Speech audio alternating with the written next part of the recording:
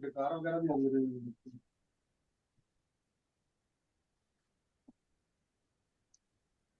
चालू हो गया है, चलो। Good evening everyone.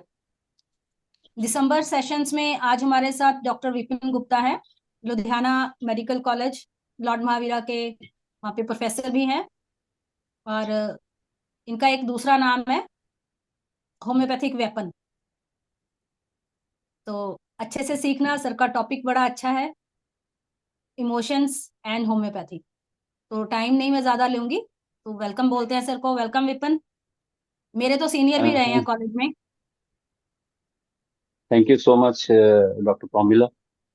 Uh, Welcome to the session of DARE. I'm admiring Dr. Yogesh and Dr. Pramila for the last 12, 13 years.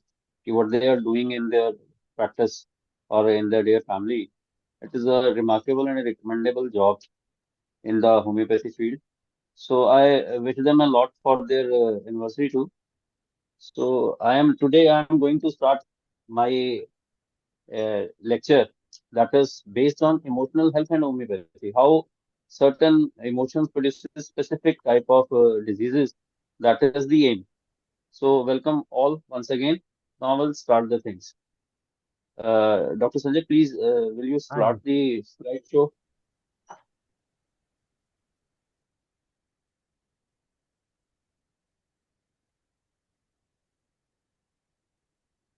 आ गया। Definitely, sir. But it is not. Will it be on full screen, sir? 1 minute, let me check.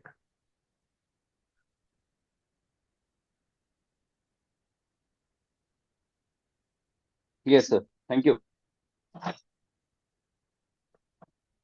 So, good evening once again, and now I will start the things. My today's topic is emotional and health and homeopathy. So, myself, Dr. Vipin, sir, please next slide, sir. Myself is Dr. Vipin, and I am working as an associate professor and HOD of Department of Materia Medica at Lord Mahavira. So, not taking much of your time, uh, I will start the things. Sir, please next slide, sir. This is a temple where I used to visit every day. Now, what is the, sir, next slide, please. What is the aim of this presentation? Can anybody go for this? As we are homeopaths and we know the specificity of the mind in our practice, day-to-day practice. Can anybody tell me ki what is the aim? Why it is important to go for this? Basically, I will say ki this is a interaction and we have to share our clinical experience too. So, not to say a topic, it is a, you can say, a simple interaction between you and me. So, can anybody give me what is the aim to go for this? Why we have to go for this? Sir emotions क्योंकि play करते हैं important part हमारी life में। तो चाहे उसमें anger है, Joy है, सोरो है, ग्रीफ है, एनी जो किसी भी टाइप का इमोशन है वो उसकी वजह से क्या प्रॉब्लम्स हमें आती हैं वो तो आप ही बेटर एक्सप्लेन करेंगे, पर उसकी सुप्रेशन है तो इसलिए इम्पोर्टेंट है इमोशन कि Okay. यदि कॉज किसी भी बीमारी का उसके बिहाइंड कोई कॉज रह रहा है। Thank you, Dr. Smiksha. Now, Lack of communication. definitely, ma'am. Any other thing, ma'am? So psychosomatic diseases, that how they start from the mind and then affect the body. Definitely. Very good, ma'am. Thank you, sir. Any other thing, ma'am? According to me, can you hear me, sir? Yeah, sure, ma'am. According to me, the mind is the basic cause of all the diseases. The mm, the starting of the is from mind, emotions of every disease. Okay. So, my aim, Dr. Sanjay, please next slide, कर दीजिए. So, my aim to go for this is to give an insight of to all you inside your own health and your patient's health. Why your patients are ill? मतलब how homeopathic doctors utilize the emotions to cure. मतलब ये सब चीजें जो हम लोग doctor day to day routine में देखते हैं कि how certain emotions produce specific diseases. So this is the aim of my presentation कि how we can go or how we can come to conclusion. So that is the only aim for me. So next slide sir please. Now can anybody tell me what are emotions? हम लोग emotions कहते हैं किसको हैं? Feelings and sensations. Feeling and sensations. Okay. और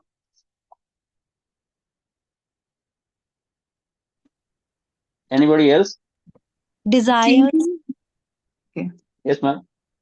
Change in human Desires. behavior. Change in human behavior. Okay. Sir So वो चीज जो हम लोग चाहते हैं मगर उसके खिलाफ अगर होता है सराउंडिंग में तो वो सर नेक्स्ट स्लाइड कर दीजिए please. So, in my, or you can say कि in American Psychological Association, what the emotions are there? You can say कि emotions are conscious mental reactions such as anger, fear, subjectively experienced as strong feeling, usually directed towards a specific object and typically accompanied by physiological and behavioral changes in the body. In simple words a strong feeling जिसको हम लोग कहते हैं ना कि अंदर से feeling भावना जो है आपकी, तो वो चीज जो है वो उसको हम लोग इमोशंस बोलते हैं. So there are different types of emotion. In my topic I will tell you कि what are the different types of emotions. Now next slide please. Now types of emotions. Can anybody go for types of emotions? And when we are born. Happiness, sadness, anger, Okay. fear, surprise, disgust, fear, Okay. grief, ये सब भी emotions होती हैं. Stress, ये सारी होती हैं. Okay. Okay. So positive emotions and negative emotions.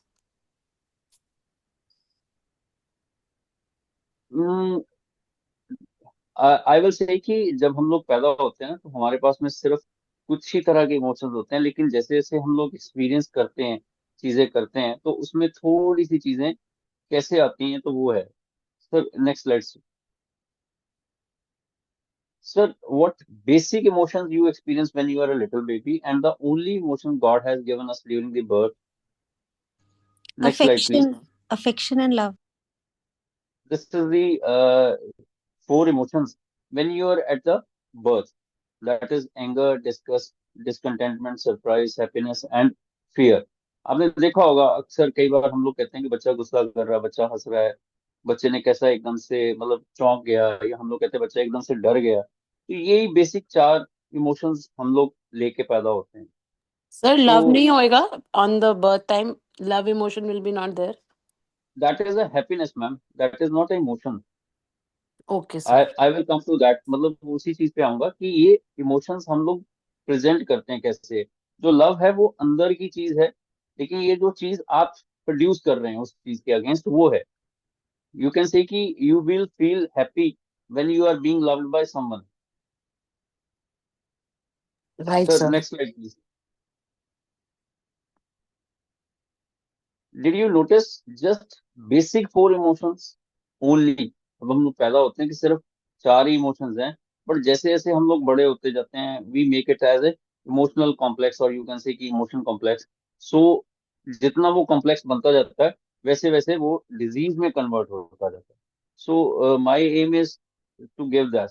Now see types of basic emotions जो आप बोल रहे थे कि happiness, sadness, fear, anger, disgust and surprise. जैसे जैसे हम लोग बड़े हुए कि हम लोगों में खुशी आई, उदासी आई, जैसे जैसे हम लोग उन सब चीजों को एक्सपीरियंस करते रहे और उस चीज के अगेंस्ट हम लोगों ने वैसा रिएक्शन दिया, that is a basic emotion, और यू कैन से कि हम लोगों ने ये रिएक्शन प्रोड्यूस किया. Next slide sir. Now this is a cycle which you can see कि ये जो छह हमने इमोशंस देखे, anger, surprise, happy, disgust, sad and fear. Anger में आगे चार आगे, mad, hurt, threatened and distant. दूर हो गया कोई बंदा जिसकी वजह से और ज्यादा दिक्कत, surprise, we feel confuse, startled, amazed and excited, we are happy, as you can say ki we are happy with any of the joy we have got, some proud moment for us, some optimistic moment is there, some peaceful moment is there. And as we say ki how we feel disgusted when we are disappointed, we are of full disapproval, and we have been avoided by somebody, then you feel some sadness where you feel you have been guilty, you have been despair, you are lonely, and you are bored. And when you are fearful, it causes you scared, anxious, rejected, and insecure. So six emotions produces again into 24 emotions.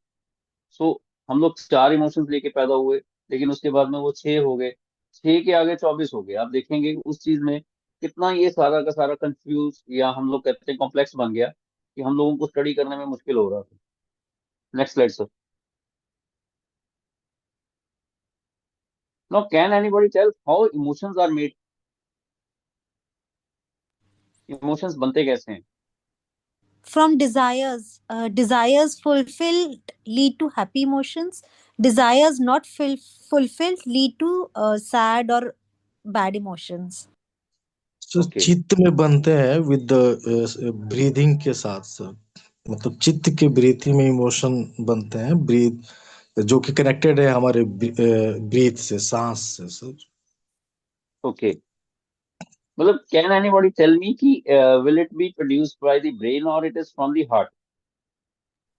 Sir amygdala में, वहां पे बनता है brain में। Okay sir, next slide please.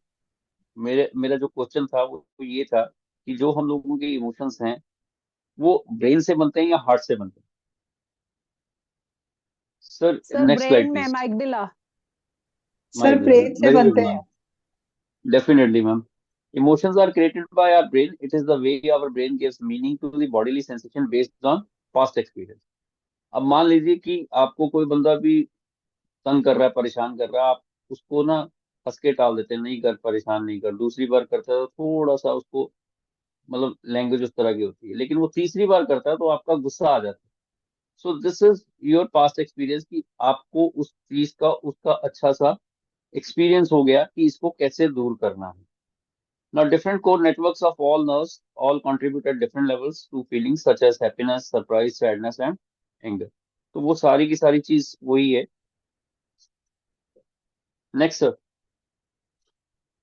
Now, each emotion is located in a specific part of the brain. For example, the amygdala, part of the limbic system, which plays a role in the processing of emotional reactions, is supposed to be the fear center.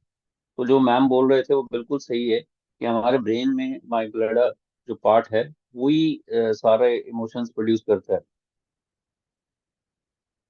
Next, इसको slide को हम लोग कहते हैं कि हम लोगों ने ना बोलते हैं, हम लोग कह रहे हैं कि मेरा मन नहीं है, मन नहीं है। What is mind? कोई बता सकता है? आज तक देखा किसी ने नहीं है ना। आप कहते हो कि मेरा मन नहीं है आज सैर करने का, मतलब माइंड नहीं करना यार, गुस्सा नहीं करना, अब सब लोग बोलते हैं। तो what is mind? Can anybody tell मी?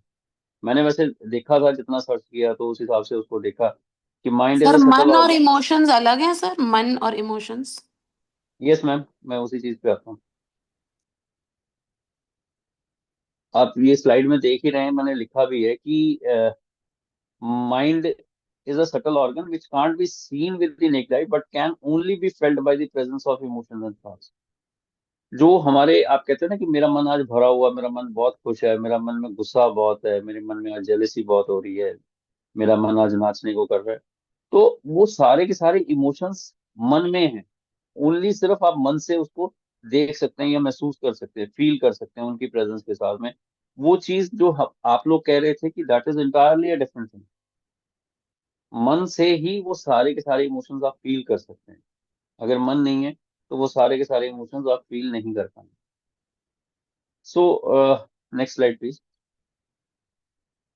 अगर आप देखेंगे कि what is the body response to the emotions,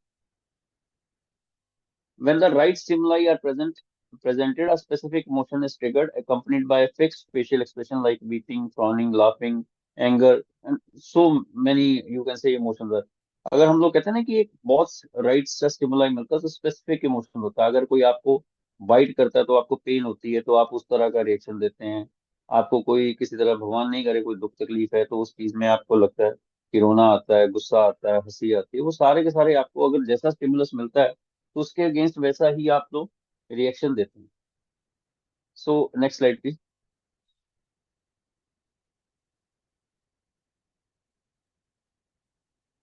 the three key elements of the emotions. First is subjective experience. मतलब सब्जेक्टिव एक्सपीरियंस में हम लोग देखते हैं कि आपको कोई चीज मिल रही है, आपको कोई नया पर्सन मिल रहा है, आप उसको कैसे मिलते हैं या कैसे आप चीज को करते हैं। कि मान लीजिए आपको आज डिग्री मिली आपको, पीजी की या पीएचडी की, तो आप उसका रिएक्शन क्या देते हैं।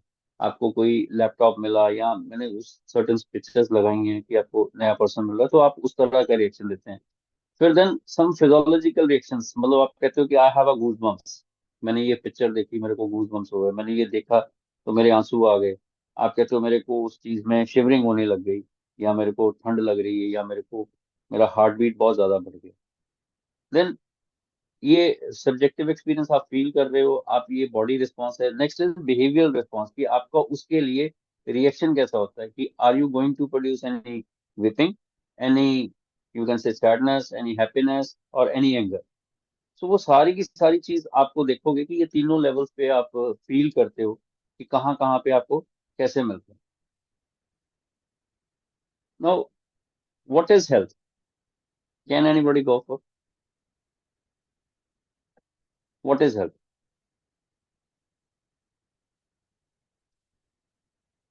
डॉक्टर साहब, मैंने अपने सीनियर से, या हम लोग कह रहे हैं कि हम लोग जब तक हेल्दी हैं तो मियाज़म is तो a सबके state of अंदर नहीं है। physical, mental, and spiritual well-being.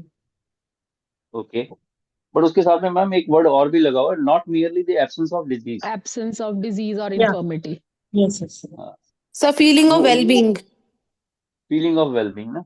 But Yes. जैसे जैसे हम लोगों ने सीखा, या हम लोग ऑर्गेनल में पढ़ते हैं कि हम लोगों के अंदर मियाज़म तो सबके अंदर है, but we are in a good health, जिसको हम बोलते हैं कि we are in apparent health. उसको कोई भी स्टिमुलस मिलता है तो सर्टन मियाज़म उसके against certain type of reaction देता है।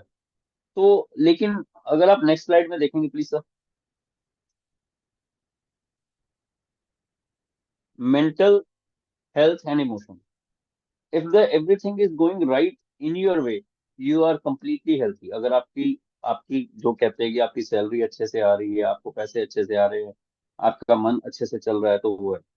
और इमोशनल हेल्थ क्या है, जो मैंने अपने टीचर्स से सीखा या मैंने खुद देखा, कि when your desires have not been fulfilled, और वो वहां से कहीं ना कहीं पे जो चीज ब्रेक डाउन हुई, एक छोटा सा रिएक्शन मिला, या हम लोग कहते हैं कि कुछ ब्रेक हुआ मेंटल हेल्थ में, देन द इमोशनल प्लेन या emotional health rises and it gives you the disease.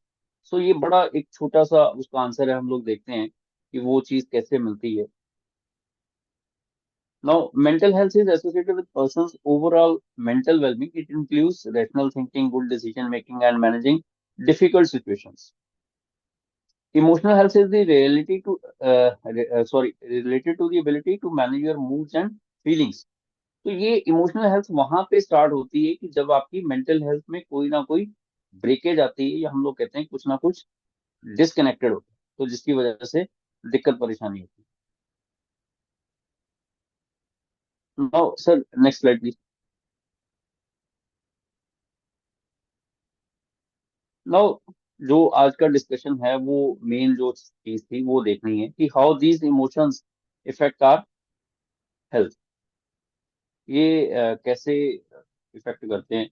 Why do we always ask patients, do you have stress or tension? Can anybody tell me कि what is stress? हम लोग देखते हैं ना कि stress है, stress है। सब आके बोलते हैं, बच्चे को एग्जाम का स्ट्रेस है जी, मेरे को बिजनेस का स्ट्रेस है, लेडीज बोलती है घर के काम का स्ट्रेस है। तो मतलब स्ट्रेस है क्या? Body's physiological response to a certain trigger which brings disharmony within the body. Doctor साहब, मैंने ना एक अपने साइकोलॉजिस्ट हैं लुधियाना में, तो आई टॉक टू की सर, ये स्ट्रेस स्ट्रेस सब करते रहते हैं, तो स्ट्रेस है क्या?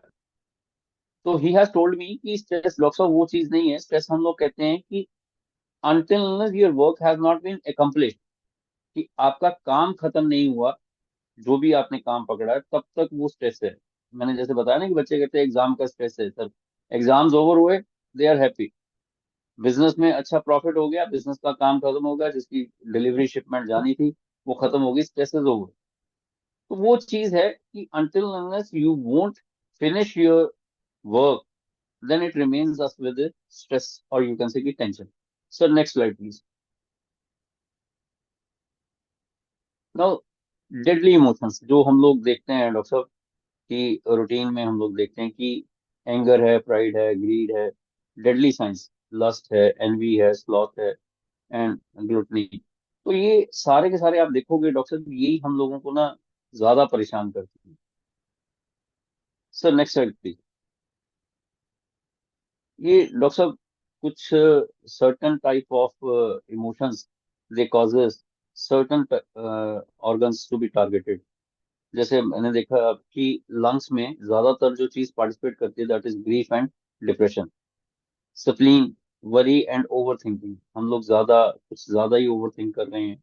उसमें मैं एक चीज और जोड़ रहा हूँ, मेरी स्लाइड में रह गई थी, that is when you have a over thinking then your thyroid gland is being affected, then is heart, where you have been overjoyed and you are anxious about anything that is there. Then is the kidney, where you feel any sort of fear and insecurity, and liver, anger and irritability.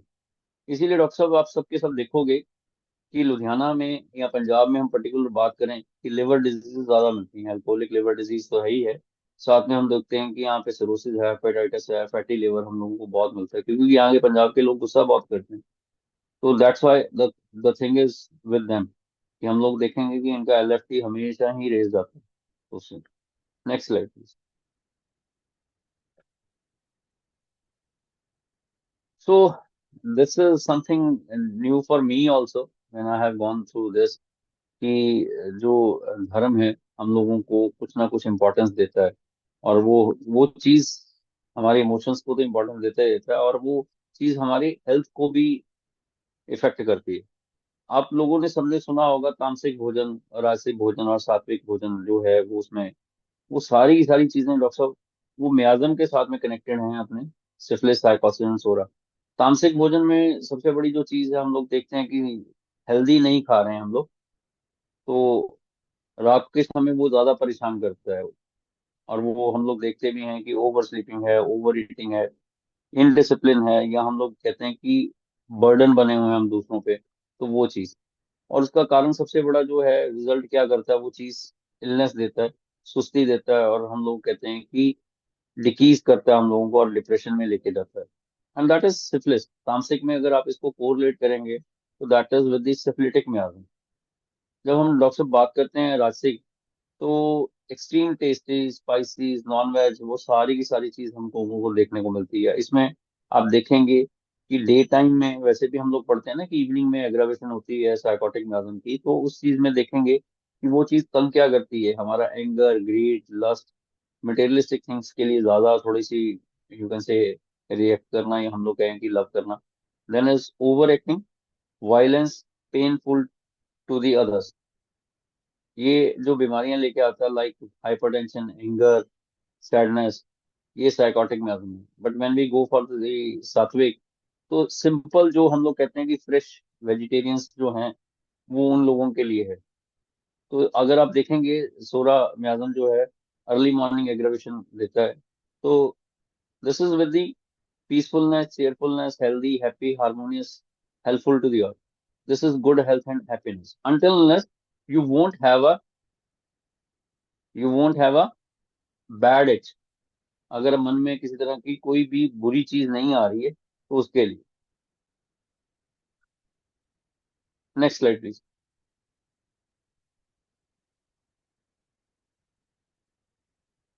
हम लोग अपने patients को भी, जो starting में बोला गया था, तो स्टार्टिंग में भी हम लोग यही बोल रहे थे कि mind is the wholly solely in charge of all the things, की हम लोगों के बीमारी का कारण भी सबसे बड़ा हमारा मन ही है। तो हम ही यही बोलते हैं कि मन हर बीमारी का कारक है, जैसे बोलते हैं ना, जैसा मन वैसा तन। तो वो क्यों बोलते हैं ना? Next slide please.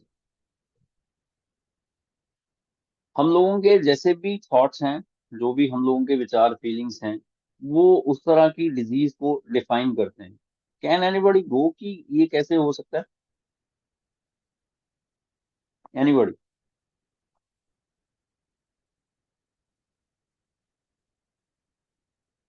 Sir, please repeat the question. हम लोग कहते हैं ना कि जो हमारे थॉट्स हैं फीलिंग्स हैं, वो कहीं ना कहीं पे हम लोगों को एक सर्टेन डिजीज में लेके जाते हैं।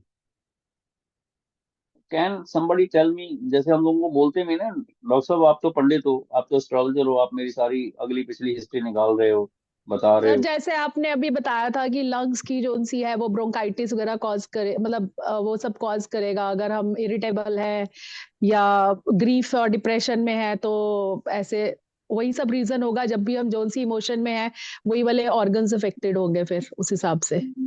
some question. Sir, हाँ जी मैम। हेलो हाँ जी, सर, हाँ जी। ये आपने जो क्वेश्चन पूछा ना, ये जो हम जैसे थॉट्स लेके आते हैं अपने माइंड में, तो उसी हाँ तरह जी। के हमारी बॉडी में क्या कहते हैं, केमिकल्स रिलीज होते हैं।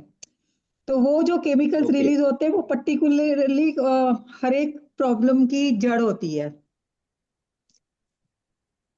क्योंकि डॉक्टर साहब हम लोग, डायरेक्टली और इनडायरेक्टली ये जो मतलब कि इमोशंस है वो सारे किसी ना किसी ऑर्गन से रिलेटेड होते हैं।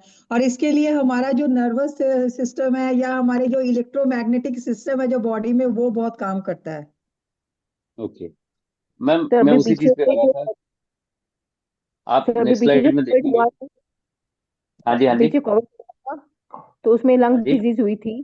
तो our question definitely. Was, did you have some kind of fear? जो fear emotions mostly they are linked to some to the lungs, and if one ma'am has actual another में kind of, अगर आप Covid में, I am sorry to interrupt you, कि Covid में हम लोगों ने देखा कि लोगों को एक जो डिप्रेशन आया उस वक्त की अंदर ही वो लॉक हो गए। जैसे वो जनता कर्फ्यू लगा तो लोगों को निकल नहीं दिया गया, तो कहीं ना कहीं पे उनका बिजनेस अफेक्टेड हुआ कि how I will survive. That is the basic fear behind that. Will this disease will not catch me, ये मेरे को तंग तो नहीं करेगी, will it take my life away. तो वो जो फियर था ना, उसने ज्यादा लंग्स को तंग किया। yeah, अगर same way हम was लोगों ने, liver. No it is in the lungs ma'am, क्योंकि No, no, कोविड जो same आया। way. हाँ जी मैम। एंगर ज्यादा होता है सर, एंगर हाँ दैट जी, में effect the liver, what I we have read psychologically. Definitely ma'am. तो वो उसी चीज पे आया था ना, मैंने लास्ट बताया कि आपको जो एंगर है आपका, इसीलिए तो बताया था कि पंजाब में लोग थोड़ा सा गुस्सा ज्यादा करते हैं। तो इसीलिए हम लोग देखते हैं कि सिरोटिक लिवर या अल्कोहलिक लिवर डिजीजेस तो मिलती मिलती हैं, लेकिन apart from that hepatitis and fatty liver is too common in the Punjab, very common. Grade 1 grade 2 तो बड़ा कॉमन है यहाँ पे, क्योंकि हम लोग यहाँ पे गुस्सा ज्यादा करते हैं। Please sir next slide 1 minute करेंगे सर, मैं उसी में आंसर आ जाएगा, देखिए। Sanjay sir please next slide कर दीजिए।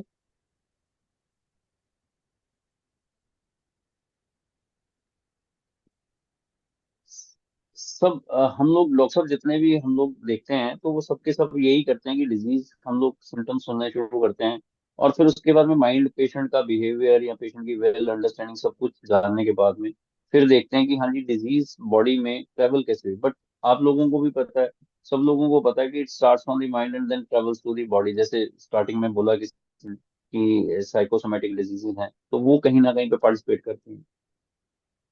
Next please.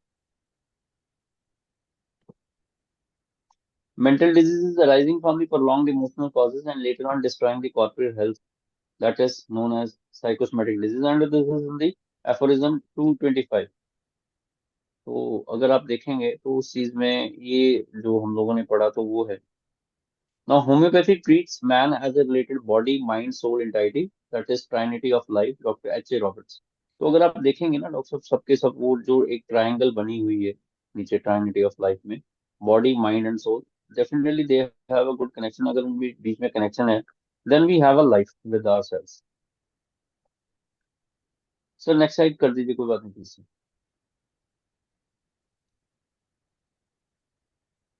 Now, these are the emotional diseases which originate and kept up by emotional causes such as continued anxiety, continued worry, continued vexation, wrongs, frequent occurrence of fear and fright, persistent grief, resentment, anger. आप कोई भी emotion लेंगे, अगर वो particularly persist कर रहा है body में, डेफिनेटली हमारी बॉडी का या हमारे माइंड का एक थ्रेशोल्ड रहेगा, उसके बाद में ये चीज तंग करके हम लोगों को बीमार कर देगी. Now, Dr. Hahnemann had described about them more than 200 years ago in 1810 in first edition of the organ, while modern medicine has accepted in just 1940, just 80 years ago. तो जो चीज डॉक्टर हैनेमन ने पहले बोली, तो वो हम लोग आज उस चीज को एक्सेप्ट कर रहे हैं, तो उस चीज में. No emotion, next please. Emotions pose an exciting as well as an maintaining cause in every individual case. ये एक्साइटिंग कॉज तो रहता ही रहता है. ये हम लोग कहते हैं कि मेंटेनेंस कॉज है. कोई कहता है ना आपको कि मेरी मदर इन लॉ मेरे को परेशान कर रही, मेरे फादर इन लॉ मेरे को परेशान करते हैं, मेरी डॉटर इन लॉ परेशान करती है, तो वो उसके इमोशंस जो हैं उसको एक्साइट भी कर रहे हैं. यू कैन से कि as well as a maintaining cause too. Now next please.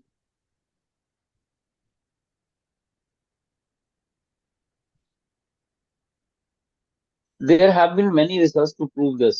One is such as GNM theory, जो हम लोग पढ़ते हैं, German new medicine theory. Doctor Ryke Geerd Hamer हैं जिन्होंने सीटी स्कैन किए पेशेंट्स के कि हर इमोशंस के बाद में वो कैसा एक रिस्पॉन्स देते हैं, वो क्या चीज करते हैं. तो उस चीज में ये जीएनएम थ्योरी बहुत सारे फिजिशियंस ने एक्सेप्ट की है, तो उस चीज में. Now next please.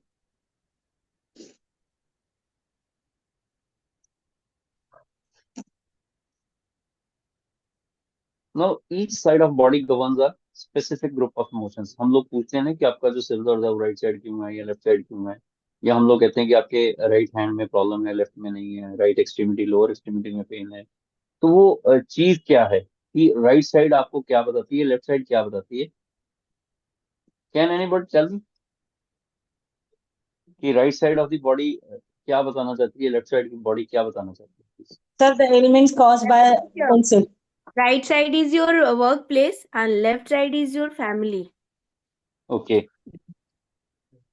Right side person is very positive, very calculative.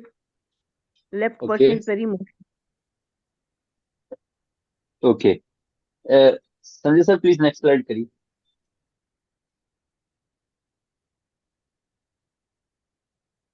Now, right side is, you can say, ki expressive and it represents your emotional intelligence too, and it goes for creativity and imaginations, innovative ideas. What you want to say कि वो सारे के सारे आपके right side of the brain में होते हैं, जबकि हम लेफ्ट साइड में कम्युनिकेशन कर पाते हैं, लैंग्वेज है, नंबर्स हैं, एंड यू कैन से कि you go for a deep analytic thinking. तो वो कहीं ना कहीं पे आपको देखने को मिलता है. उसकी नेक्स्ट साइड में देखेंगे तो प्लीज नेक्स्ट स्लाइड प्लीज. तो उसमें सारी की सारी चीज वो डिफाइन हो जाएगी कि what your left side of the body wants to tell you and right side of the body wants to tell you. It is for the right handed person and left handed person. वो उस तरह से उलट हो जाएगा. जो right sided person है उनके लिए वो हम लोग बात करते हैं कि they are masculine and left side of the body is feminine. तो अगर आप देखेंगे left side of the body, females आपको भी पता है, they are highly emotional, sensitive and they weaves very easily, they are creative too, they are intuitive too and they are impulsive too. But when we go for the right side of the body, it gives you logics, reasons a lot, calculative. You can say कि it is practical, very to the point and work with the plan. So अगर आप देखेंगे ना तो right side left side में कहाँ पे क्या डिफरेंस आता है, तो वो चीज आपको पता लग जाएगी. Okay please next slide please. तो इसकी मैंने एक एग्जांपल दी है कि when you suffer a death of a dear one or near one, you get disappointed in love, you are unable to be creative, your left side of the body gets diseased. तो अक्सर आप देखते होंगे कि इसीलिए थोड़ा सा heart की प्रॉब्लम्स थोड़ी सी बढ़ जाती हैं कि जिनकी डेथ होती है, तो वो चीज तंग करती है. But when you get financial losses, suffer business failure, your right side of the body is disease and you get more of the times it is paralysis of the body, right sided paralysis of the body.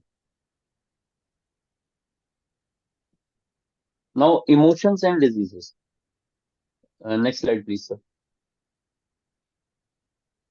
As somebody is calling you or somebody is shouting at you and you are being depressed and you are being neglected and somebody is condemning you. So how these things happen? Next, please. Bones and joints. As everybody knows कि जो हमारी bones हैं, they give support. They have to give the postures. ठीक है ना? तो हमारे सारी फिजिकल बॉडी को वो हम लोग कहते हैं कि वो सपोर्ट देती है, पोस्टर देती है। अगर हम लोगों को एक सपोर्ट नहीं मिल रही है या हम लोग कह रहे हैं कि एक कॉपरेशन नहीं मिल रहा है, तो वो diseases like osteoarthritis, rheumatoid arthritis, when there is severe self devaluation, conflict और loss of self worth, children and elderly are the more vulnerable to suffer the conflict. ये सबसे ज्यादा जो उन लोगों में आता है कि तू किसी काम का नहीं है, बार बार बच्चे को हम लोग बोलते रहते हैं कि तेरा कोई फायदा नहीं है। तो उन चीजों में अगर आप देखोगे तो वो सबसे ज्यादा चीज पार्टिसिपेट करती है, this is the emotions. For example, जो वो चीज है कि through humiliation, when the person is being abused by physically, sexually और verbal, failure, feelings of shame and guilt, the loss of status, the loss of workplace, retirement, illness or injury, I am out of commission। तो ये सारी की सारी जो चीजें आप देख रहे हो ना, ageing, I am getting old and useless, the way we perceive ourselves and speak to ourselves, I am a failure, I will never succeed, create mental predisposition for generalized self devaluation conflicts। तो अगर आप देखोगे कि ये सारे के सारे कहाँ कहाँ पे कैसे कैसे, आप बच्चों को भी कहीं ना कहीं पे हम लोग स्पॉइल कर देते हैं या हम लोग बड़ों को भी कई बार बोल देते हैं, या बच्चे या बड़े अपने आप में वो चीज फील कर रहे हैं, वो इमोशन आ जाता है उनमें, तो उनमें बोन्स पेन्स या हम लोग बात करते हैं joint pains is very common. This next is please back. When you feel lack of support, you get backache. Bones are the strongest part in your body that support the whole body. When you develop a feeling of lack of support, you get bone disease. Also, you feel self-devaluation, even though you get these. You will get cervical spondylosis when you feel at your workplace, in your office. तो cervical spondylosis आप देखते हो कि आपका boss है, आपका colleague है, आपका जूनियर है, वो आपको सपोर्ट नहीं कर रहा है, तो उन केसेस में आप देखोगे कि वो डेफिनेटली उस चीज में वो तंग होता है। You get lumbar back issues when you feel no support from your family or spouse or colleagues or near dears, जो मतलब जिनके साथ में भी है तो उसमें। Next please. तो ये अगर आप रिपर्टरी खोलेंगे तो अगर आप देखेंगे माइंड एलिमेंट फ्रॉम रिप्रोचेस, तो उनमें सारी की सारी मेडिसिन देखिए, ये सारी की सारी मेडिसिन जो हैं ये कहीं ना कहीं पे हमारे स्केलेटल टिश्यूज को टच करती हैं। अगर हम लोग बात करें कि माइंड एलिमेंट फ्रॉम ह्यूमिलेशन, तो उनमें भी अगर आप मेडिसिन देखेंगे तो सारी की सारी मेडिसिन, डॉक्टर्स प्लीज, वैसी ही हैं जो स्केलेटल टिश्यू को या बोन्स को टच कर रही हैं। Next please. Mind element from being abused, तो अगर आप देखोगे ये मेडिसिन में, जैसे अब हम लोग बात करते हैं डॉक्टर, पैलिडियम है, एनागार्डियम है, स्टेफिस्केरिया है या पल्सिटेला है, ये सारी की सारी मेडिसिन अगर आप डिटेल में पढ़ेंगे तो उनमें कहीं ना कहीं पे इनमें जॉइंट पेन्स के केसेस बहुत आपको कॉमन मिलते हैं। Next please.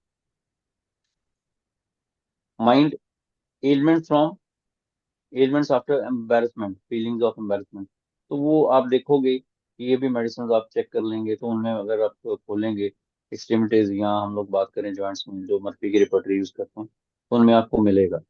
Elements from mortification, तो उनमें भी डॉक्टर मेडिसिन देखिए सारी की सारी पड़ी हैं। Please next please.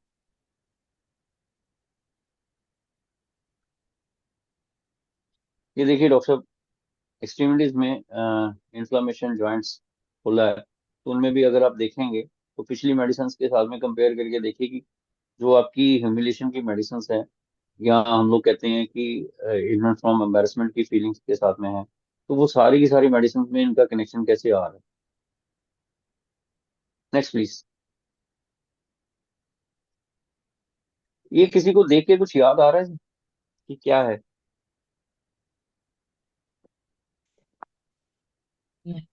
Sir fish nursery है राइम, पानी के मछली जल बाहर। की पानी रानी है। मछली जल की हानि है, ओके। मछली आप कह रहे हैं कि बाहर आ रही है पानी के, ओके, पानी के और बाहर है। और The fish out of pond situation. Fish out of pond situation, that means she is dying, है ना? तो प्लीज नेक्स्ट स्लाइड। डॉक्टर साहब, you will be surprise to know that कि जब पानी में मछली बाहर आती है तो मर रही होती है ना, तो वो अपनी सारी की सारी चीजें ना अंदर ही रख लेती है, बाहर नहीं एक्सक्रीट करती। And this is somewhat related with the as per GNM theory ना। तो उसमें अगर आप देखोगे hyper uricemia and hyper high serum creatinine level या सीकेडी हम लोग देखते हैं renal failure chronic kidney diseases में, तो उनके साथ में भी यही चीज हो रही होती है। Fish out of water is danger of dying. When our life is in danger, then we keep on collecting things for our need. Likewise, when person feels that he is in danger, the body also keeps on collecting the things, even waste products like uric acid, serum creatinine, blood urea. तो उसकी examples देखिए, feeling in situation that I have lost everything, as loss of workplace, loss of home, loss of persons who gave you security. And this is very something very strange when I have read this first time, कि मेरे को भी लगा कि ऐसे कैसे होता है, but when I have calculated तो उसमें बड़ा अच्छा सा लगा कि हाँ जी ये है। Next please. डॉक्टर साहब, आप लोगों ने ना सबने देखा होगा कि जो डॉग है वो थोड़ा सा पिस करके ना चला जाता है, यूरिन थोड़ा सा पास करता चला जाता है। किसी को पता है ये क्यों करता है वो ऐसा? To define his area. Very good. मतलब वो अपनी टेरिटरी मार्क कर रहा है, अपना एरिया डिफाइन कर रहा है कि this is my area, because it contains specific smell too ना, तो उसमें वो डिफाइन कर देता है जहां जहां पे वो पास करके जाता है, this is my area. So this is basically concern with the territorial conflict. Sir next slide please. UTI and bladder problems, territorial conflict. Urine marks the territory, as in dogs.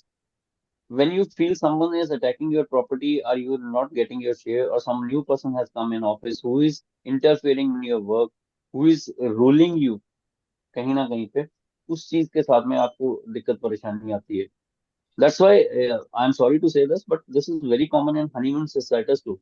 ये आपको देखोगे कि हनीमून सिस्टाइटिस में, क्योंकि lady की life में एक कोई ना कोई ओवर पावर कर रहा है उसको, तो that is with the UTI honeymoon cystitis is very common in the females. Next please. तो देखिए उसमें फीलिंग जो आती हैं, हम लोग जेलसी फीलिंग्स लेते हैं। and आप देखोगे एप्स में बड़ा कॉमन मिलता है, एसएमएस लेक्सिस नक्सवामिका में बड़ा कॉमन है। तो mind elements from jealousy feelings, तो उसमें भी देखेंगे apis SMS nux vomica phosphorus positive, and they are too good remedies for the UTIs। Sir, can this be also related to change of place? जैसे अगर एक सिटी से दूसरी सिटी मूव कर रहे हैं, लोकेशन चेंज होना। Ma'am somebody is overpowering you ना, तो वो कहीं ना कहीं Yes, पे sir. आपकी टेरिटरी में आ रहा है, तो वो है कि Okay, somebody okay. is entering into your area, तो वो उसमें पार्टिसिपेशन ज्यादा होती है। Right, sir. Thank you. Next please. And this is nowadays it is very common. Diabetes, you can say it is very common. In diabetes, body cells develop resistance to the insulin when there is no sweetness in the life. Cause resistance conflict in men. For example, somebody is opposing you. For example, your parents, siblings, or your any near dear one, and you oppose some situation, a work or home or school in relationship, or you are forced to do things against your will. मेरे को ये चीज पहले समझ में नहीं आई, तो फिर मैंने थोड़ा सा ना दिमाग लगाया। एक 12-13 साल की लड़की थी मेरे पास में आती, तो उसने आके ना बोला कि सर मेरे ना पेरेंट्स एक साधु संत के पास में जाते हैं, मेरे को वो बाबा अच्छा नहीं लगता, लेकिन वो बार बार मेरे को लेके जाते हैं, और वो पिछले 6 महीनों से ऐसे जा रही थी जहां पे उसका जाने का मन नहीं था। Then she develops type 1 diabetes, insulin resistance, उसको इंसुलिन लग रही थी। And this is something very strange कि जब उसको पता, मेरे को ये उसके साथ में रिलेट किया कि ऐसा भी होता है, तो उसमें पता लगा कि ये ऐसे ही होता है कि जब somebody हैज अपोज यू, जो आपकी नॉर्मल रूटीन चल रही है, कि कहीं ना कहीं पे, that's why you can say कि आज की डेट में इट्स वेरी कॉमन कि हम लोग कह रहे हैं कि India is becoming a diabetic capital of the world. तो कारण क्या है कि हर बंदा दूसरे के काम में इंटरफेयर कर रहा है, उसको रेजिस्ट कर रहा है। Then fear, discuss conflict in the woman. For example, a fearful situation which distresses you. Next, please. तो अगर आप मेडिसिन भी देखेंगे ना प्लीज उसमें this has been taken from the mercury repertory, तो डायबिटीज मेलाइटिस में अगर आप मेडिसिन भी देखेंगे तो इनमें सारी मेडिसिन में ना वो पर्टिकुलर आपको सिचुएशन या पर्टिकुलर आपको चीज वो देखने को मिलती है।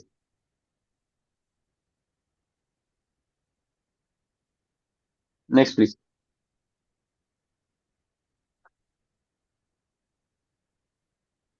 जैसे मैंने पहले बात की ना, thyroid disease are linked with the over thinking specially about something which you can't digest.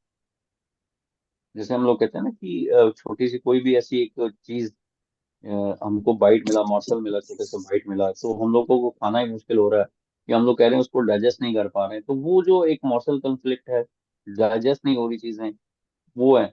लेकिन थायराइड में मैंने जितना देखा कि लोग ना मतलब इतना गहरा सोचते हैं, इतना गहरा, जैसे हम लोग कहते हैं कि समुद्र की तली को या उसकी डेप्थ को टच करके आते हैं, तो उस चीज में है। तो अगर आप देखोगी कि इनमें से मेडिसिन देखें तो medicine mind thoughts general persistent में और ग्लैंडुलर रेमेडीज जो थायराइड ग्लैंड की रेमेडीज हैं उनमें बहुत ज्यादा फर्क नहीं है, सारी की सारी मेडिसिन आपको उसमें मिल जाती हैं।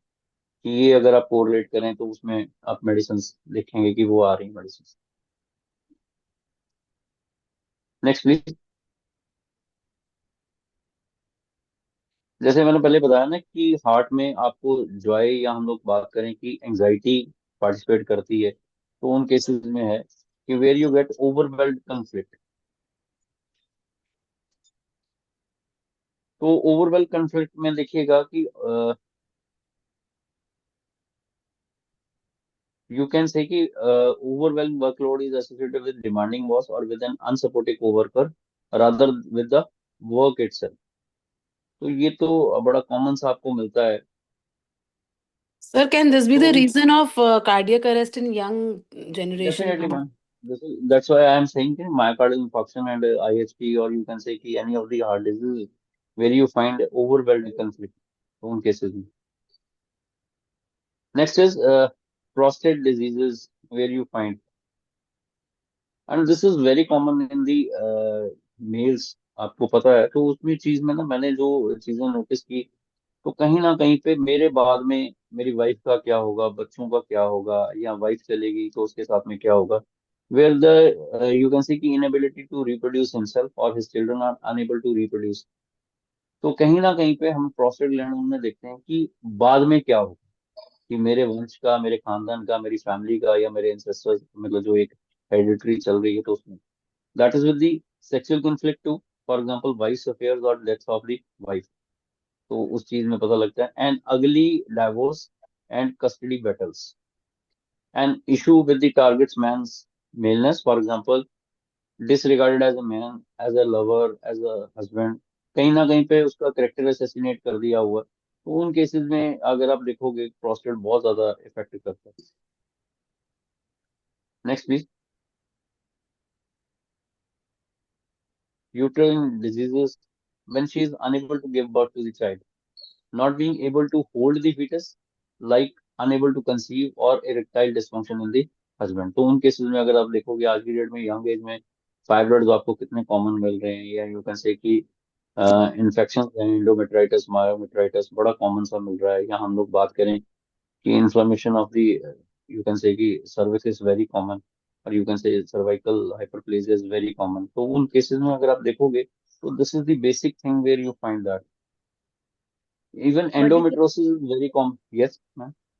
but if the patient is unmarried, she is a student, and if there is a Mhm. fibroid or the endometritis, so what can be the reason here?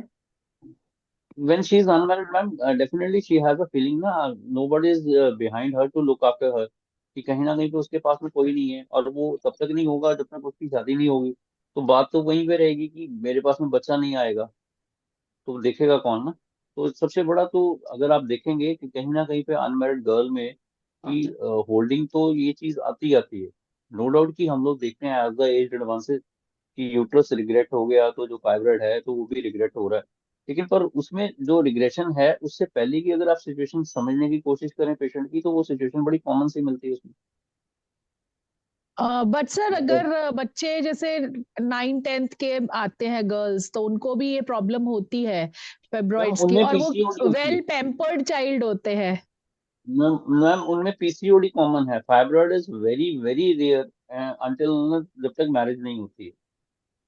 PCOD is very common now तो उनमें cases में अगर आप देखोगे ना कि उसमें भी टेरिटोरियल कन्फ्लिक्ट है कि कहीं ना कहीं पे कि ओवर पावर हो रहा है, जेलेसी की फीलिंग्स उसमें मार्क्ड आ रही है लेडीज में। Okay that is the only thing कि अगर आप यंग गर्ल्स में देखेंगे, आप भाई को ज्यादा प्यार करते हो, उसको ज्यादा सामान लेके देते हो कि वो साथ वाली लड़की के पास में ये कुछ है, मेरे फादर मेरे को मेरे पेरेंट्स लेके नहीं दे रहे हैं।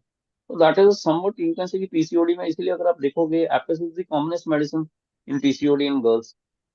तो जैसी फीलिंग कहीं ना कहीं पे पार्टिसिपेट कर रही है, तो वही है। Okay But last week, sir, we had a patient with the undeveloped uterus and ovaries, very small ovaries and undeveloped uterus. Ma'am जो अनडेवलप्ड यूट्रस है, this is basically you can say कि revolt of psychotic mother. जहाँ पे कहीं पे congenital anomalies आती हैं, तो वहाँ पे सबसे बड़ा जो ड्रॉबैक रहता है वो साइकोटिक मदर का एक रिवोल्ट होता है कि बच्चा जो पैदा होगा वो यू कैन से कि फुली डेवलप ऑर्गन्स के साथ में नहीं होगा। Right, अगर आप sir. He took the history, तो but couldn't get it. Pardon, We took the history, mother's pregnancy history, but she couldn't recall because it was too earlier. Mother It की pregnancy वाली हिस्ट्री नहीं है उसका, ma'am lifestyle check करिएगा कि कहीं ना was- कहीं पे हस्बैंड के साथ में, उनकी फैमिली के साथ में, इन लॉज के साथ में कोई ना कोई कंफ्लिक्ट होगा उसका। Sir okay. Sometimes desire for a male child also history मिलती है, तब भी ये यूट्राइन पैच डेवलप होने में। मैम उसमें ना प्रॉब्लम परेशानी वही है कि अगर आप देखेंगे कि जो हम ऑर्थोडॉक्स सिस्टम में रह रहे हैं कि एक मेल चाइल्ड होना बहुत जरूरी है, कि मेरे इन लॉज की डिमांड है, दो लड़कियां हैं या एक लड़की बड़ी है तो एक लड़का भी होना चाहिए, तो कहीं ना कहीं तो उसका जो फियर है ना वो मार्क्ड मिलता है, जो मैं ऊपर लिख रहा हूँ ना, not being able to hold the foetus, तो वो चीज रहेगा ही रहेगा। वो कंसेप्शन में कहीं ना कहीं पे यूट्राइन डिसऑर्डर्स लेके ही आता है डॉक्टर। अगर आप देखेंगे ना उनकी हिस्ट्री में तो वो आप पूछेंगे तो उसमें रहेगा। अगर आप यूट्राइन डिजीज में पढ़ेंगे ना अच्छे से, जीएनएम थ्योरी नेट पे पढ़ी है सारी की सारी, अगर आप अकेला अकेला पेज भी निकालें या अकेले अकेले डिजीज को भी कवर करें, उसमें बहुत अच्छे से निकल आता है। Thank you when sir. she feels when she feels humiliated by man, physical, sexual or emotional abuse, husband or colleague or any male authority, then she is able to get the uterine disease. Ovarian diseases, जैसे slide में आप देख रहे हैं, that is a loss conflict. मैंने इसीलिए बताया, देखिए नीचे ना मैंने लिखा भी है, as a betrayal of a partner और a friend. And this is very common कि आज की डेट में जो खास करके टीनेजर्स हैं एक दूसरे को बड़ा जल्दी से डिसीव कर देते हैं, एक के बाद में एक के बाद में एक के बाद में दूसरा, दूसरे के बाद में तीसरा, बस वो चल रहा है। तो वो जो बिट्रेयल है या डिसेप्शन उनको मिलता है, तो उसके कारण it's a very common. Sir next slide करेंगे। डॉक्टर साहब, अगर किसी का हस्बैंड या फादर इन लॉ नार्सिसिस्ट है तो उनके साथ वो कैसे हैंडल करें? और मैम डिपेंड करता है कि आप उस तरह की सिचुएशन में हैं, when you are going to surrender, तो आपका वो रिएक्शन क्या, या आपका वो सर्टेन टाइप ऑफ इमोशंस क्या आ रहा है उसमें, कि are you being depressed, are you being anger, are you being any of the emotions, तो उस हिसाब से आप मेडिसिन देखेंगे ना। इसीलिए सर डॉक्टर साहब आप देखिए। श्योर। सर जो भी अच्छा करते रहो, लेकिन फिर भी नार्सिसिस्ट कुछ ना कुछ मतलब ऐसी हरकत करेगा कि वो इफेक्ट करेगा इमोशंस को, तो वो उसको कैसे हैंडल करें? और देखिए उससे मैम, मतलब सिचुएशंस तो आपके सामने हैं कि जो सिचुएशंस आपको मिल रही हैं, यू आर द बेस्ट जज ना। मैं इसीलिए बोलता हूँ, मेरे को कोई बोलता भी है ना, मेरे स्टूडेंट्स भी बोलते हैं कि सर इसकी मेडिसिन क्या है, मैं उनको यही बोलता हूँ कि when you are explaining to your patient और पेशेंट आपके नियर बाय, तो आपने क्या ऑब्जर्व किया वो सबसे बड़ी बात है। अब उनको तो आप गाइड ही कर सकते हो ना, कि आइदर यू शुड फाइट और यू शुड फ्लाइट, वो तो आपके ऊपर है कि उस सिचुएशंस क्या है उस चीज की। तो आजकल ये डिपेंडेंट है बड़े मैम। केसेस आ रहे हैं कि नार्सिसिस्ट बिहेवियर वाले पार्टनर्स, मतलब लेडीज बहुत ज्यादा अफेक्ट हो रही हैं, क्योंकि वो बड़ा मतलब इफेक्ट करते हैं इमोशंस। तो हम अच्छे से अच्छा भी करो तो कुछ ना कुछ ऐसा ट्रिगर कर देंगे कि इमोशंस, तो उससे काफी प्रॉब्लम्स आ रही हैं लेडीज को आजकल।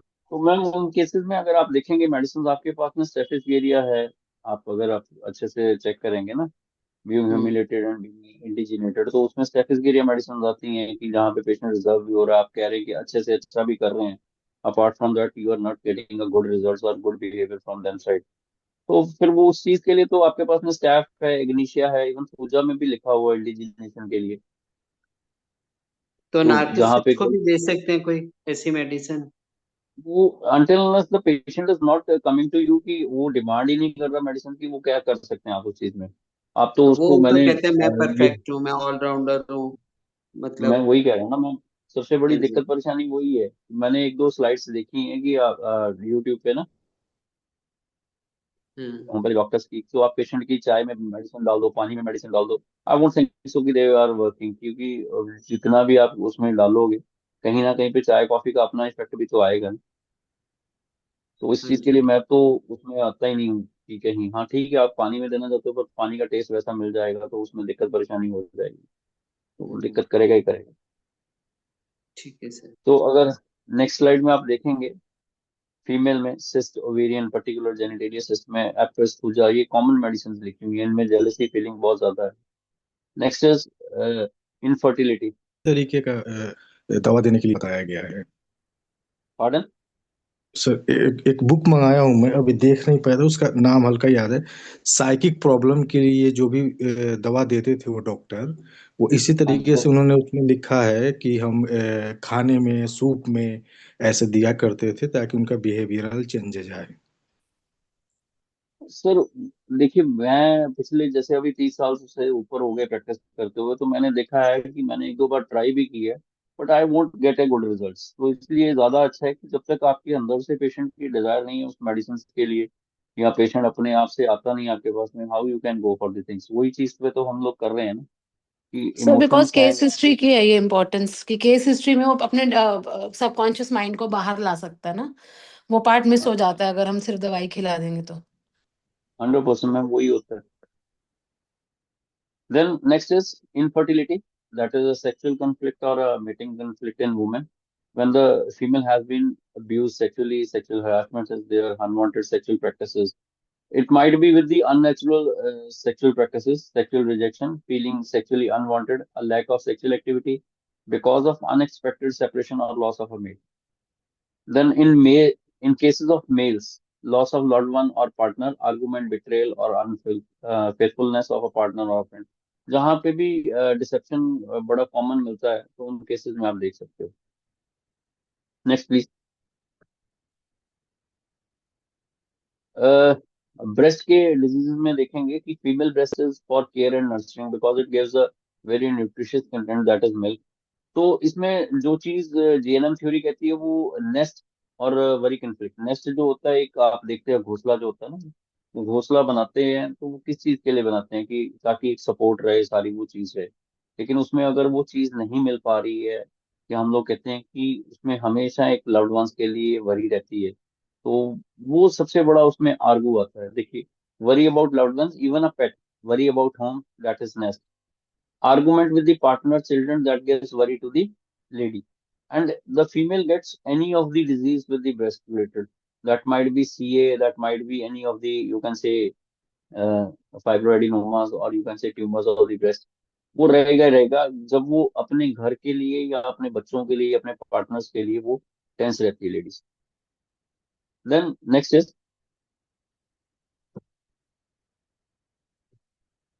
psoriasis, vitiligo and eczema. This is basically with the separation conflict। जब कोई ना कोई चीज किसी दूर से, मतलब सेपरेट हो रही है, किसी से दूर हो रही है, तो वो है। इन सब चीजों में आप देखोगे कि atopic dermatitis is very common, and you will be surprise to know that कि उन बच्चों में होता है कि जिनकी मदर्स वर्किंग में है। नॉर्मली वो कहते हैं कि हाँ जी ये 2 साल से 3 साल से स्टार्ट होता है and goes by the age of the 9 years, तब तक तो बच्चा संभल ही जाता है, उसको पता लग जाता है सिचुएशंस का। बट जहाँ पे मदर सेपरेट हो रही है बच्चे से, क्योंकि मदर एक ऐसी चीज है जो एक अनकंडीशनल लव देती है, ठीक है ना, उसका इमोशन या उसका टच जो है बच्चे को बहुत ज्यादा जरूरी होता है, उसका हर पार्ट। लेकिन जैसे ही वो बच्चा दूर होता है, तो उन केसेस में सबसे बड़ी जो चीज देखने को मिलती है कि either the patient might suffer from psoriasis, vitiligo और एक्जिमा। या हम लोग कहते हैं पेरेंट्स कहीं ना कहीं पे सेपरेट कर गए हैं, डाइवोर्स हो गया है पेरेंट्स में, तो वो है सबसे बड़ी चीज, वही देखने को मिलती है। अगर आप देखोगे इन मेडिसिन में, प्लीज नेक्स्ट स्लाइड कर दीजिए। Sorry to interrupt sir, in last class आपने ब्रेस्ट अफेक्शन के बारे में बताया था। सो उसमें यस मैम। रूब्रिक्स क्या ले सकते हैं हम? मैम उसमें तो डिपेंडेंट है कि जैसे आपने लिखा है ना, argument with the partner and children that gives worry to the lady, वो anxiety about the children, anxiety about the family, उसमें अगर आप देखोगे तो कालिका बाग की मेडिसिन। क्यों? Pardon? Hello?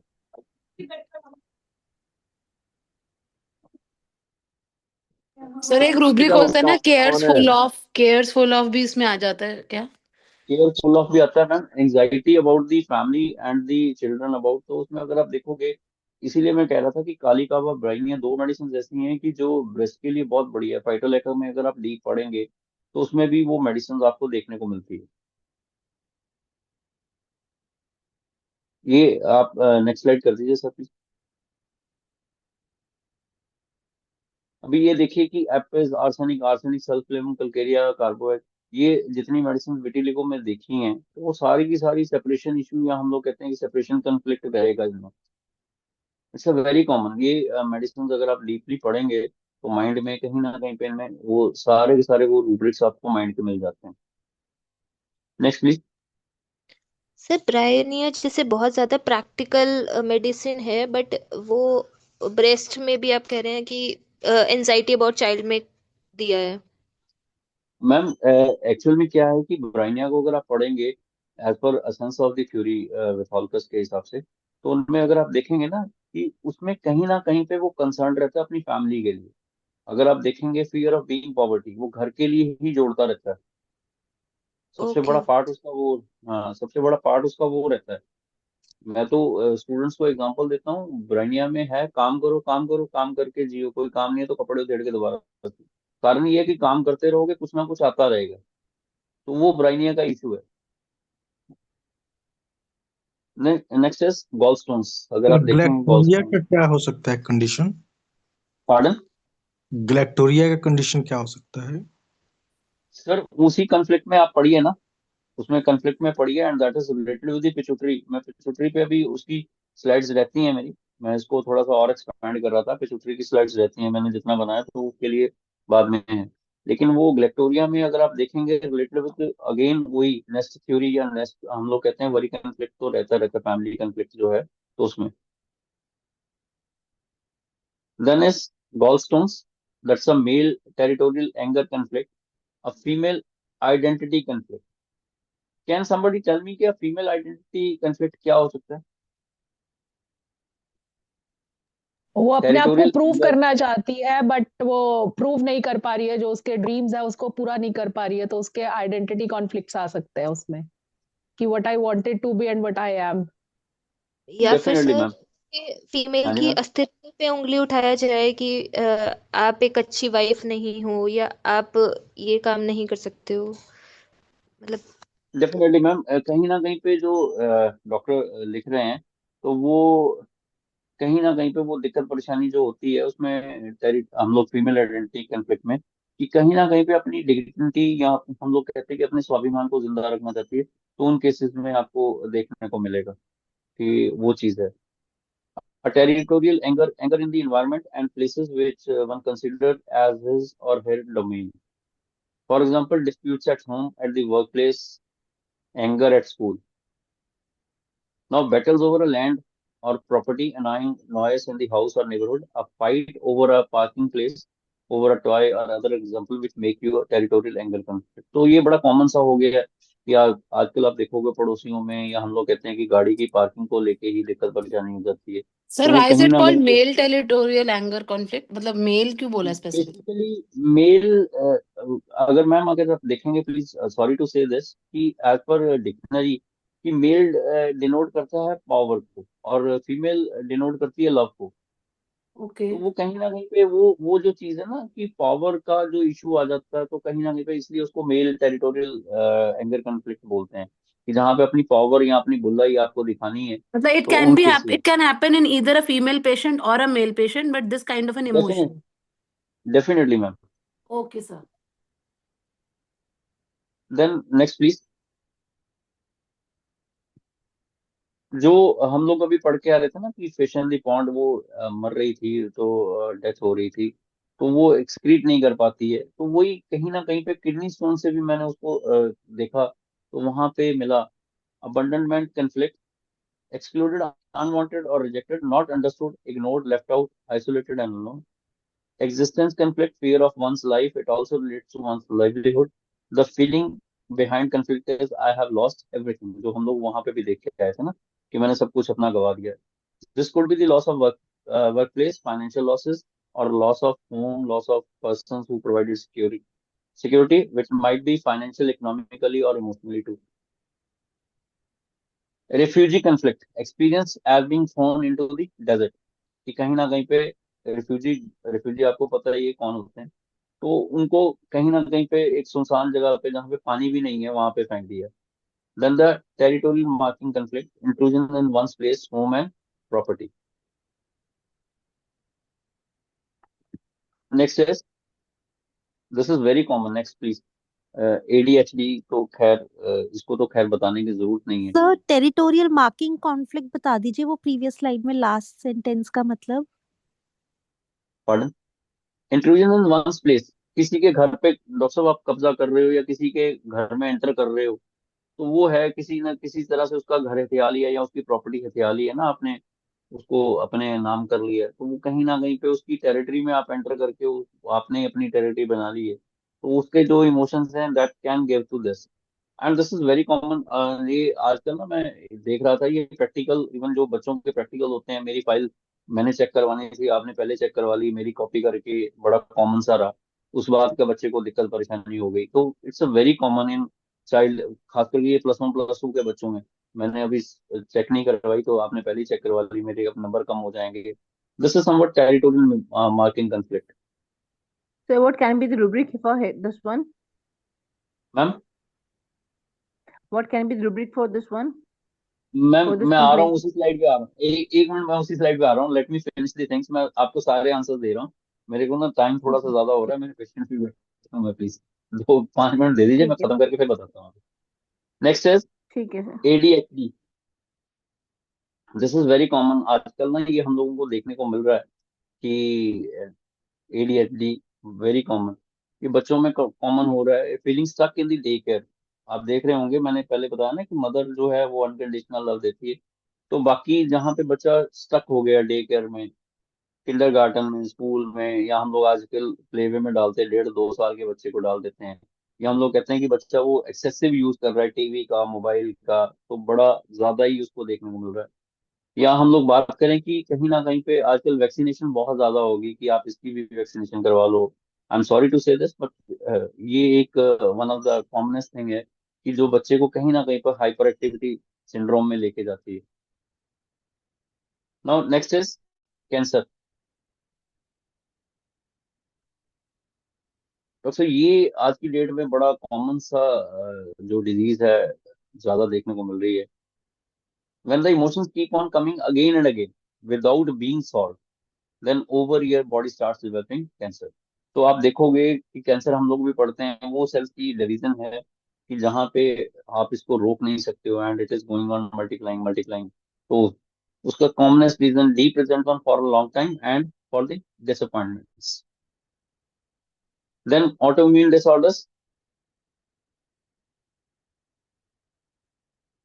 when you are going for a self doubt and self reproach, तो उन केसेस में आपको कॉमन मिलता है. Then is the celiac disease. Next sir please.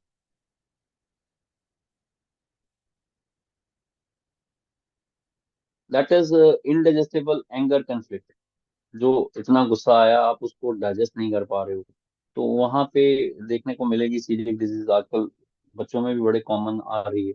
Anger about a person, about a situation, work related anger, school related anger, relationships related anger, और about remarks, exclusion, insults, criticism, contradictions or news that are hard to take and difficult to digest.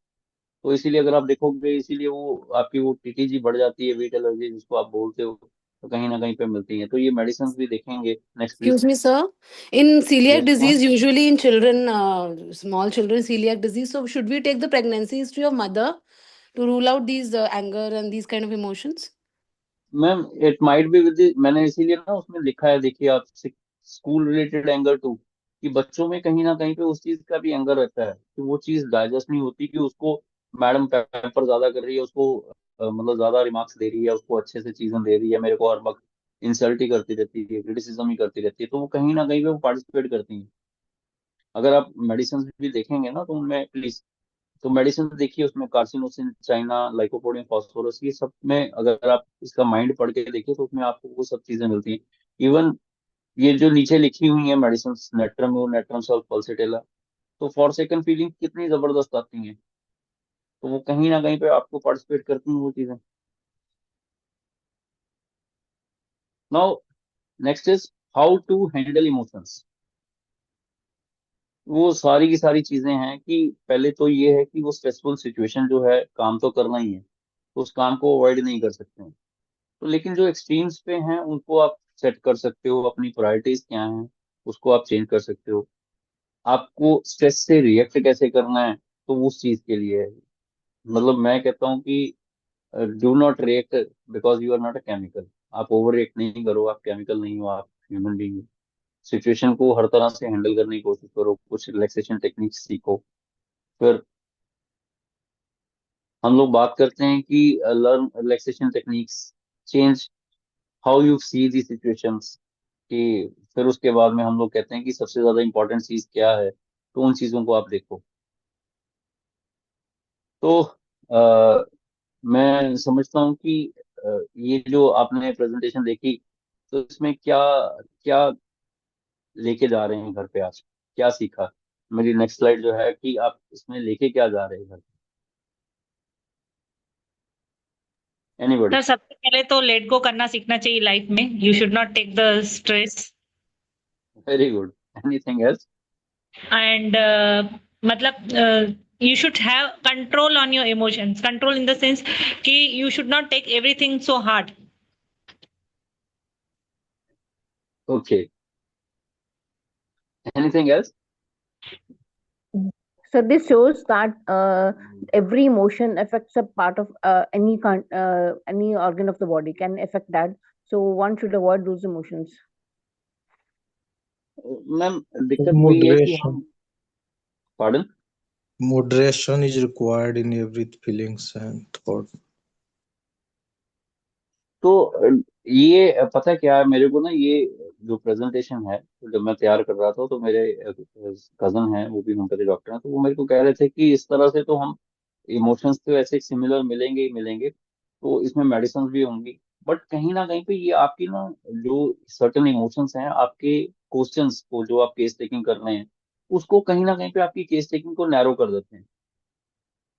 कि कहीं ना कहीं पे, मैं sir से भी बात कर रहा था, अपने प्रिंसिपल सर से, तो अगर आप मास्टर हैनीमैन को भी देखेंगे तो उन्होंने भी जो डॉक्टर केंट ने उसके बाद में फिलोसफी लिखी, तो उन्होंने भी सबसे पहली जो चीज लिखी वो थी जनरल मोडेलिटीज, कि which affects person as a whole, वो माइंड को भी और फिजिकल बॉडी को।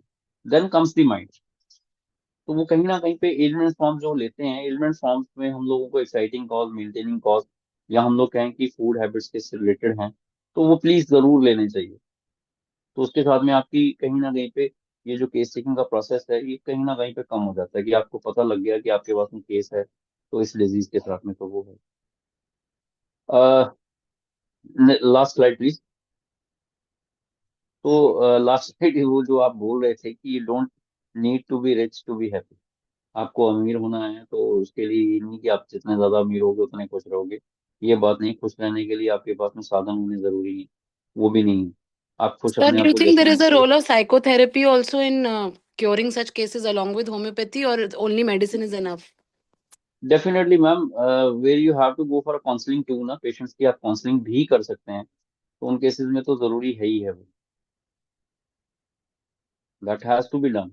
वो तो हम लोगों को करनी ही पड़ेगी, उसके बिना तो होगा ही नहीं। हम लोग कर सकते हैं कि सर्टन इमोशंस का उनको गाइड करें कि कैसे क्या हो सकता है, So that is Sir, the best should we cause. make the patient also aware that these kind of emotions are causing these diseases so that they can work on it? Definitely ma'am, मैं वही तो बोल रहा हूँ कि उस चीज में Okay, हमको okay. करना ही पड़ेगा। तो जब तक नहीं करेंगे तो उस चीज में दिक्कत हो जाएगी। According to me, at present time, it will be most honest treatment, what ma'am was saying. Sir depending है, मैं तो वही बात कर रहा था कि दिक्कत वो नहीं है, कि दिक्कत वो है कि आपके पास में केस है कि आप क्या देख रहे हैं उसमें, वो सबसे बड़ी चीज है, Sir, वो आपको connection देखना है। rhinitis or sinusitis with emotions. Sinusitis में मैम जो कनेक्शन है वो उसमें आप देखिए, एक ना मैं आपको रेफरेंस दे देता हूँ जीएनएम थ्योरी का। मैंने तो अकेले अकेले पेज की ना वो बनाई हुई है, उसकी बुक बनाई हुई है। तो वो कहीं ना कहीं पे उसका कंस्पेक्ट मैं आपको ग्रुप में डाल देता हूँ। प्लीज मेरे को थोड़ा सा एक्सक्यूज करिए, मेरे पेशेंट्स बैठे हुए हैं, तो मैं मैम को फॉरवर्ड कर दूंगा। डेफिनेटली मैं आपको भेज दूंगा, आप मेरे को पर्सनल नंबर पे हाई लिख के भेज दीजिए, मैं आपको भेज दूंगा उसका collection. Thank you. Please, I am sorry please, thank you God so bless much, you, sir. God bless you, sir. Thank you thank you so much, Vipin. Thank you, thank sir. You ma'am, Vipin sir, thank you Thank sir, you, बहुत sir. सही lecture था, योगेश। मजा आ गया। Thank you. अच्छा doctor Yogesh, sir अरे nice to C you. अरे अरे thank मजा आ यू गया भैया, विपिन, बहुत अच्छा से गया। मजा आ गया भाई। थैंक आज यू वेरी मच सर, बहुत अच्छा सेशन इमोशंस था को आज जिस का। तरह से एक एक डिस्क्राइब करा है। Thank you. सर फिर बुलाएंगे, आई विल फिर आना डेफिनेटली। नहीं हमारे घर, फिर मैं आना। पता क्या, मैं नहीं नहीं, हमारे घर नहीं, मेरा ही घर है, मेरे हाँ उसमें जी, ऐसा हाँ जी। कुछ नहीं है। नहीं, हाँ, तो आप डेफिनेटली इसको मैं हमारे में ही हो थोड़ा ना। सा, हाँ हाँ, एक्सपेंड करेंगे इसको, लेक्चर को मैंने अभी और एक्सपेंड करना है इसको, तो फिर डेफिनेटली उसमें थोड़ा सा और वर्कआउट हो जाएगा। थैंक यू वंस जी अगेन भैया, डियर, थैंक यू। तो डेट डेट दे शुक्रिया। जाओ Thank you, sir. नेक्स्ट। हाँ मैं कर लूंगा, उसको एक्सपेंड करके फिर बता दूंगा प्लीज। चलो ओके ठीक डियर, है, थैंक यू। मैं थैंक यू, कॉल भी करूंगी थोड़ी देर में तुमको okay Vipin. Okay okay okay. Okay, thank you जी, थैंक यू वंस अगेन।